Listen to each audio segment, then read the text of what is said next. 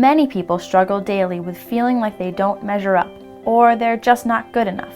Sometimes it may even seem like self-criticism is just a natural part of being human, but it may not be. Although feelings of self-hatred and self-criticism are prevalent in Western culture, the rest of the world may not have the same experience. In fact, during a discussion with Buddhist teachers, the Dalai Lama had never even heard the word self-hatred. Jack Kornfield, PhD, explains just how pervasive these feelings can be and offers 2 strategies that might help.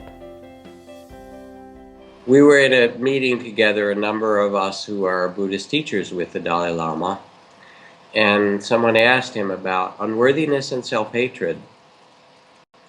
And he speaks quite good English, but he'd never heard the word self-hatred. Self-hatred? And he asked a whole bunch of times, is this what you mean? And tried to get his translator to understand it. Apparently in the Tibetan culture there isn't so much of it. And after he reflected for a while, he looked back and he said, but this is a mistake. You know, why would anyone hate themselves? And then he looked around the room and he said to these 20 people or so, do the students you work with, or have you experienced this self-hatred? And almost every hand went up. So then we had the conversation about how within our culture there is a level of self-criticism and self-judgment and self-hatred that often shows itself as soon as people try to become quiet and do the inner work of the heart. And there are ways within our own culture that deep sense of connection and belonging and meaning hasn't been established. And what takes its place often when we have trauma, as most of us do in background, is that there's something wrong with me. There's shame, there's guilt, there's unworthiness. And these become the default mode for a lot of people in their lives. There are a whole variety of beautiful trainings or skillful means that can work with this.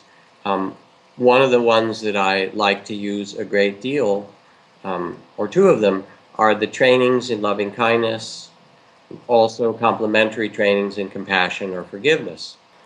It takes a while. It's a training or a process, just as we train to learn to play piano, and it would take months and lessons to play even moderately well, just as we learn to be a surgeon or we learn a skill of carpentry, so these are inner skills.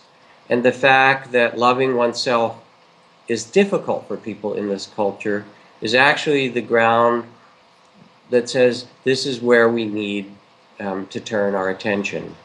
And with it, it begins to transform healing, because the physical healing practices that come through contemplative life are also a directing of loving kindness toward the illnesses in your body for healing.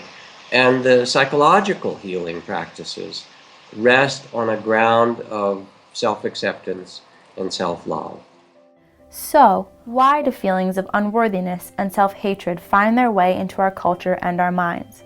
And are there ways we can overcome them and live a life full of compassion and forgiveness? We'll be getting into this and more with Jack Kornfield, PhD, in a free webinar this week. He'll explore why negative self-image is so common in Western society and share strategies that can help people build up their capacity for self-compassion. It's free to watch the webinar at the time of broadcast. Just click the link below to sign up.